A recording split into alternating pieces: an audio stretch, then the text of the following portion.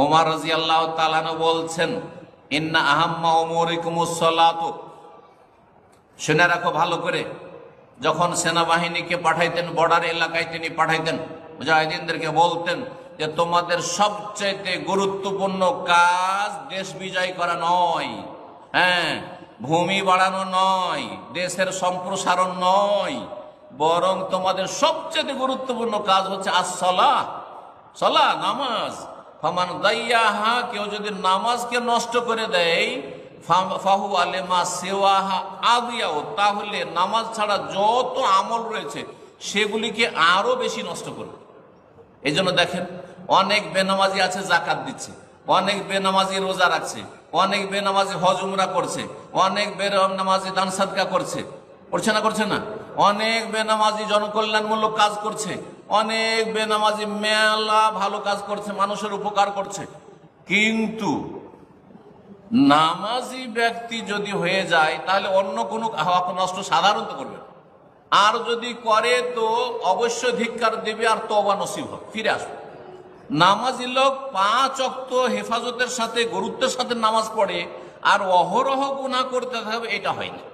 ইন্না সালাতা তানহা আনিল ফাহশাই ওয়াল মুনকার, নিশ্চয় সালাত মানুষকে অন্যায় আর অশ্লীলতা থেকে বিরত রাখে। ট্রেনিং কোর্স, এই নামাজের মাধ্যমে যখন নামাজ পড়বেন, একদিনে হয়তো গুনাহ শেষ হবে না, কিন্তু আস্তে আস্তে গুনাহ কমে আসবে, পাপ কমে আসে, কমতে কমতে নিজেকে ধিক্কার দেবেন যে আমি 5 ওয়াক্ত নামাজ পড়ছি, আল্লাহকে ডাকছি, সেজদা করছি, আল্লাহর কাছে মাপ চাইছি, আবার গুনাহর সাথে জড়িত, এটা কেমন?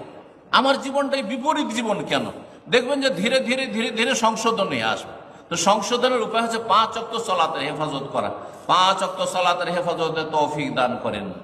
মনে রাখবেন, যদি জান্নাতে যেতে চান, রাসূলুল্লাহ সাল্লাল্লাহু আলাইহি ওয়াসাল্লাম বলছেন, আল্লাহর কসম করে বলছে যার হাতে আমার প্রাণ রয়েছে, লা ইয়াদখুলুল জান্নাতা ইল্লা নাফসুন মুসলিমাতুন, মুমিন মুসলিম ছাড়া জান্নাতে যাবে না। আর মুমিন মুসলিম সেই ব্যক্তি যার তৌহিদের সাথে সাথে 5 ওয়াক্ত নামাজ ঠিক আছে।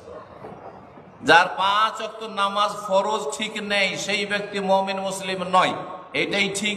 এটি সাহাবায়ে কেরামদের ইজমা, সাহাবায়ে কেরামদের যুগে কোনো ইখতিলাফ ছিল না।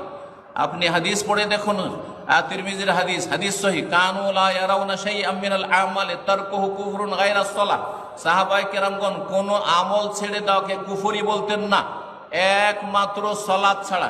নামাজ না পড়লে মনে করতেন যে সে কাফের হয়ে গেছে, রোজা না ছাড়লে ফাসেক বলতেন, রোজা ছেড়ে দিলে ফাসেক বলতেন। রোজা কেউ যদি না রাখে, অস্বীকার করে না, কিন্তু রোজা রাখে না, ফাসেক, পাপিষ্ট, কিন্তু সে কাফের নয়। জাকাত না দিলে সে কাফের না, অস্বীকার করলে কাফের, কিন্তু জাকাত না দিলে কাফের হয় না। হজ না করলে কাফের হয় না, কিন্তু হজ অস্বীকার করলে কাফের হয়। আর নামাজ অস্বীকার করা নয়, নামাজ পড়বো পড়ছি, হুজুর দোয়া করিয়েন, পড়বো পড়ছি, তাতেই কাফের হয়ে যায়। 1 ওয়াক্ত সালাত ছাড়ে তখনকার মতো কুফরি করে দিলেন, তওবা করে ফিরে আসুন। এই গুরুত্ব বুঝার আল্লাহ তৌফিক দান করুন। দেশে রোগ হচ্ছে যে নামাজের গুরুত্ব আমাদের দেশে আলোচনা করা হয় না।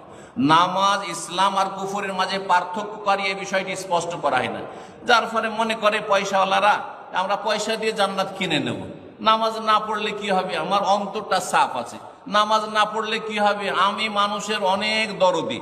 নামাজ না পড়লে কি হবে? জনকল্যাণমূলক কাজ করি, আমি অনেক মানুষের উপকার করি, আর এই করি আর সেই করি। আর দেখেন বাবা মায়ের আমি কত কি করি, ভাই বোনগুলি সবগুলি মানুষ করলাম, আর বোনদের সব বিয়ে শাদী দিলাম, ভাইদেরকে সব বিদেশে নিয়ে আসলাম, যেমন তেমন নেকির কাজ করলাম, অথচ নামাজ নাই, জান্নাত পাবেন না। তাহলে আল্লাহ কিছু দেবেন না? দুনিয়াতে দেবেন, দুনিয়া দিয়ে বিদায় করে দেবেন।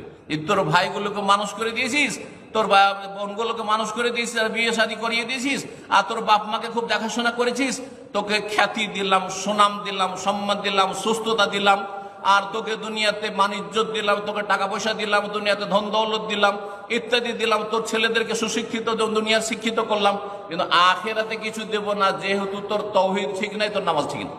ভালো করে শুনে রাখুন।